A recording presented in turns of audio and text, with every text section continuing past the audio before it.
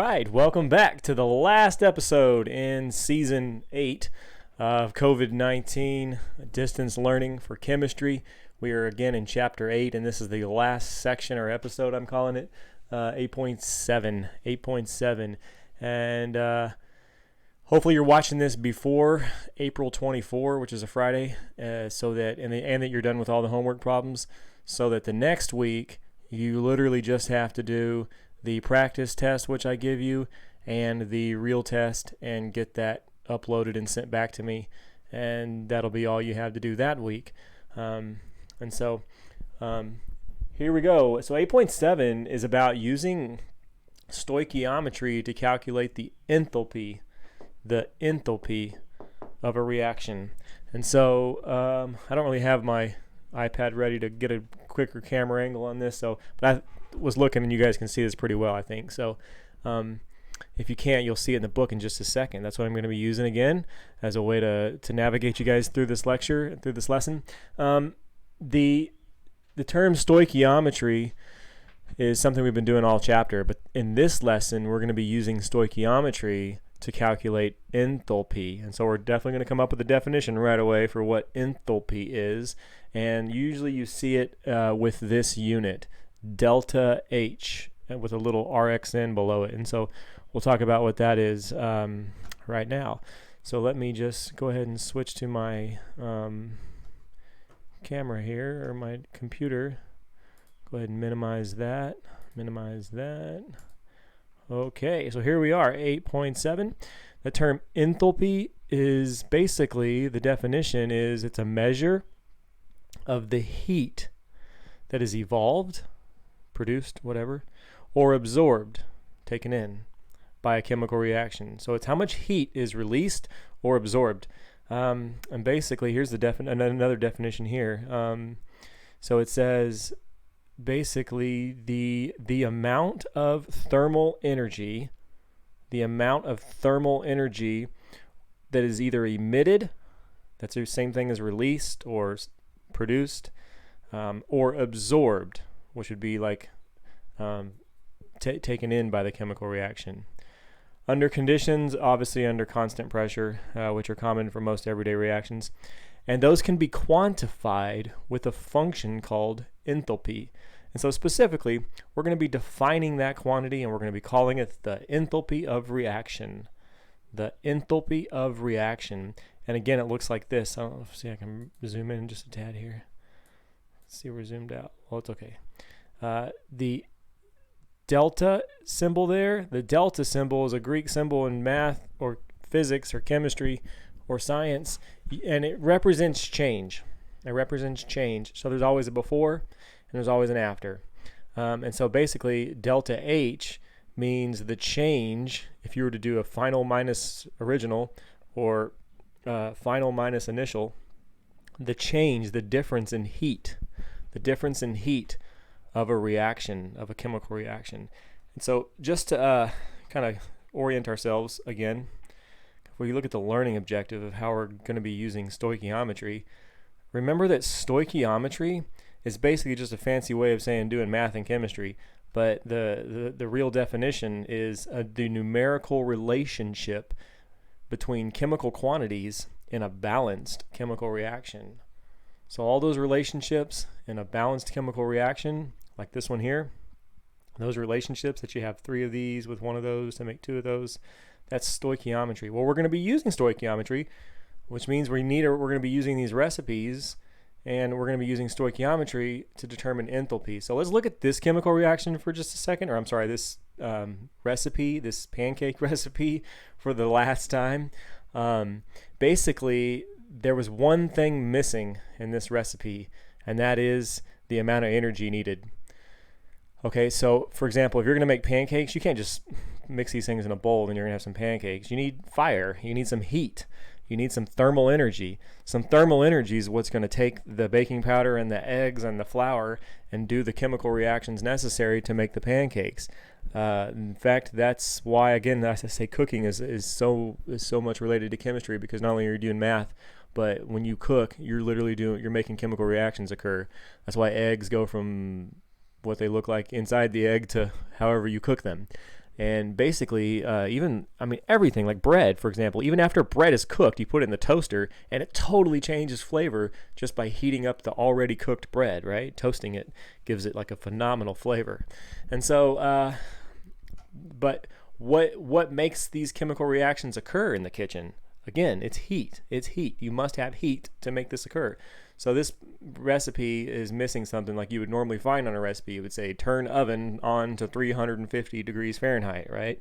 Or turn on skillet to high. There's no number there, right? Though, but or it might say turn on broiler to 500, or so there's always got to be some number that represents the amount of heat given. Now, can you guys think of any recipes where we would take heat out, where we would actually cool something off? Like what kind of recipes were those? There's there's cold pasta recipes. There's cheesecake, right? When you put it in the refrigerator, the cheesecake gets really hard the next day and is nice and dense. And so that would be the example of an exothermic reaction. So we're going to revisit those two terms again. The chapter 3 was when we brought those terms up, exothermic and endothermic, and they basically just mean that if you have an exothermic, exo means out, energy is released. If you have an endothermic reaction, the prefix endo means in, so it would be a chemical reaction that's absorbing in thermal energy. So it's all, you just got to look at where's the energy going. Is it going in or is it going out of the chemical reactions? And that's going to dictate what the sign is for the delta H of a reaction. So remember, delta H of Rxn just means the change of heat that occurs in a reaction. Rxn is just an abbreviation for reaction. And then you're going to be given a number you're going to talk about thermal energy, not in a temperature sense, but in an energy sense. So we'll talk about kilojoules. Kilojoules is going to be our standard unit there. You can see when we talk about how much energy is involved. So here's a recipe for methane plus oxygen gas to give you CO2 and water. That would be like what you would see in a Bunsen burner. Like when you're burning methane, that's pretty much what's happening. Well, is that exothermic or endothermic? You already know that's exothermic. It's hot, right? That reaction produces a lot of heat. How much heat? Well, if you look here, here's where like I was saying, there's a missing component to the recipe. Here it is. It's usually written to the right or below or whatever, off to the side. And it says that the delta H of a reaction is equal to negative 802.3 kilojoules. So why is it negative? That throws students off a lot. They think, that negative means down, so it's dropping, the temperature is dropping, so something's getting colder. And that's fine. That's totally intuitive. It's standard for most students to usually think that. But the sign represents whether the energy is being lost or it is being gained by the chemical reaction. And so in this case, for this recipe, which you can see up here visually, energy is leaving. Energy is leaving. You have some methane and you have some oxygen. You do the chemical reaction and of course you get these products, but what about the heat? Heat is lost, right? That's why you feel it. And so you're going to lose this much heat, negative 802.3 kilojoules of energy. And that's a lot. That's a very exothermic reaction there. How about this one, taking just nitrogen gas and oxygen gas to make nitrogen monoxide? That's actually an endothermic reaction. So if you want that to occur, you're going to literally need 182.6 kilojoules of energy from your surroundings. So you need to find some energy somewhere, whether it be a Bunsen burner. Literally, you could use this energy to power that if you wanted to.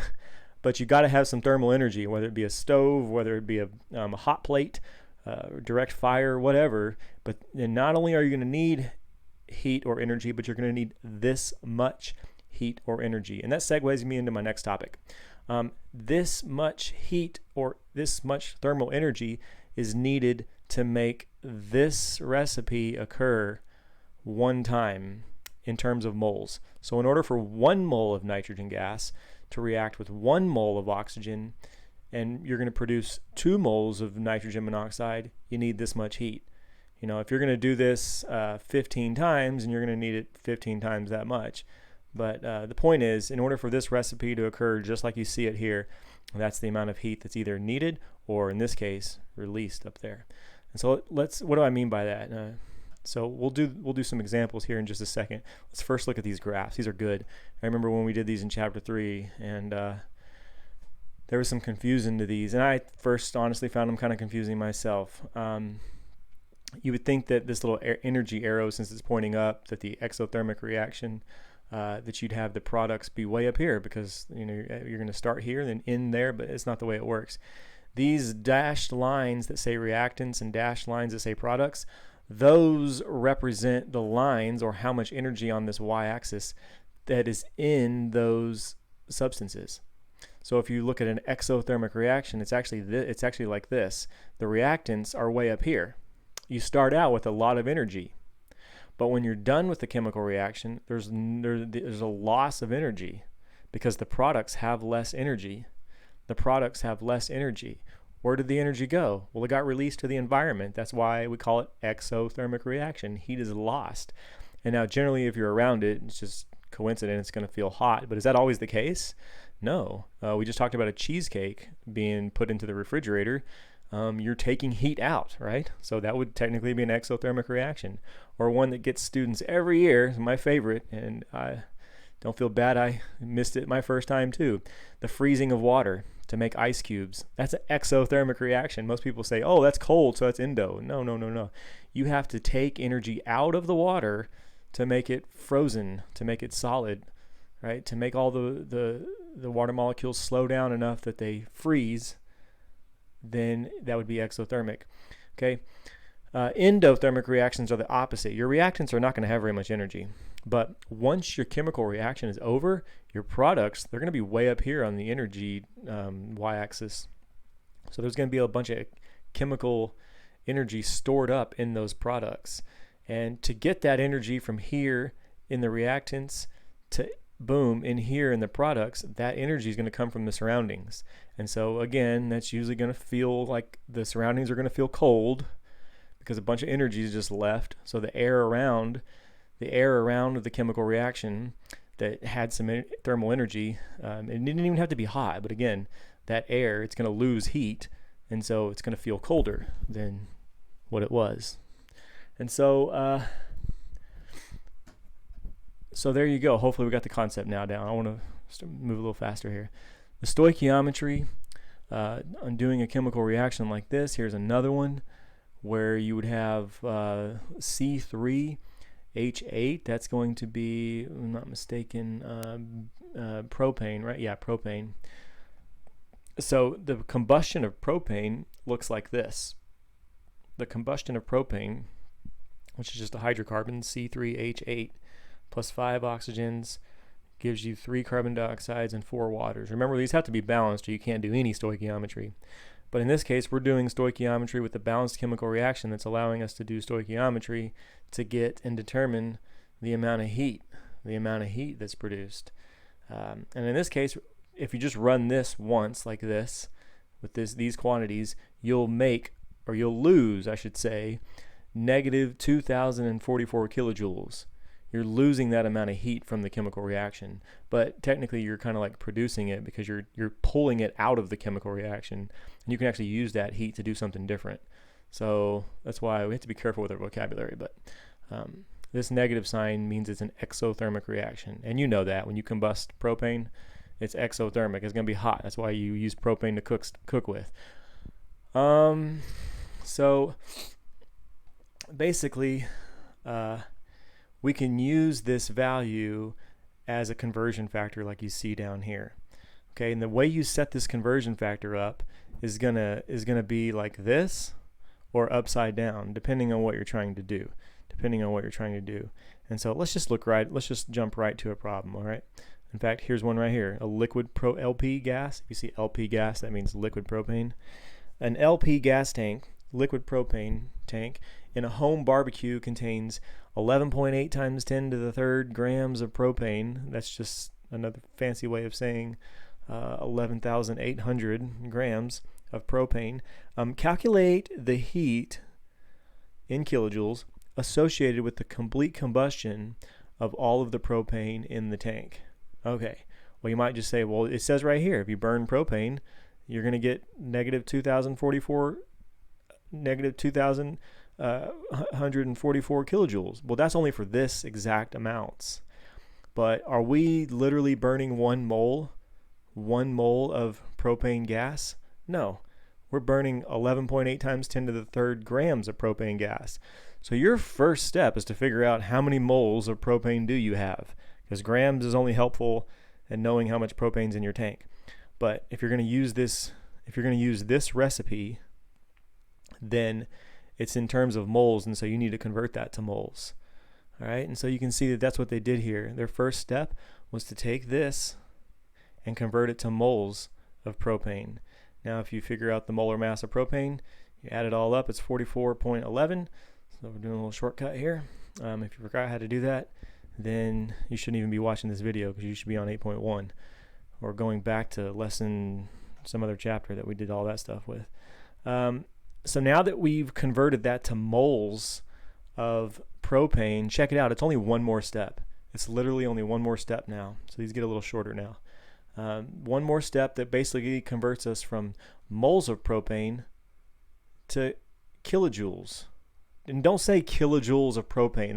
It's just kilojoules, just amount of energy. It's not related to a substance. It's just amount of energy. Now, how did we know this conversion factor here? Again, that's from the recipe. The recipe says that there's an implied 1 here, remember? 1 mole of propane will give you, or will release this much kilojoules. Okay? And so basically, they've converted this to moles and said, okay, well, if 1 mole makes this much, then however many moles you get here, we multiply it by that and you get this number here. And so we're actually going to make negative 5.47 times 10 to the 5th. So that's quite a bit more energy. And that's because we had way more than a mole of propane. We had way more than a mole. If you want to know that, just simply take this and divide it by that and stop. And stop, because your answer would already be in moles of propane. And you'd see that it's more than 1. All right, so here's a skill builder. 8.7, I encourage you to do that one. Skill builder plus, I encourage you to also do that one. And what I might do is just make a video of showing you guys how to do that if need be, or maybe save it for the Zoom meetings, since we're not getting much attention there. If you already understand that, then we can just stop this video now and you can go ahead and start working on the problems that are in the chapter related to those. So here you go, here's your chapter review. I can't remember which ones I assigned here out of these, but you have those to do. And then don't forget that after the enthalpy reactions, whichever ones I gave you out of here, you have 4 from the cumulative problems. I don't think it's any of these. I think it's these right here, 81 through 84. 81 through 84. And then, of course, none of these. And that's it. And so stay tuned for the next chapter. I think we're going to try to do 2 more chapters after this, but just condensed. And I think we can move at a little faster pace with the next 2. We were off to a little slow start at the beginning there. I know that was on my end and you guys' end, and so hopefully all of us are ready to rock and roll with distance learning. And after May 1, we should again have enough time to probably do 2 quick chapters before the school year ends. Thank you all, and bye-bye.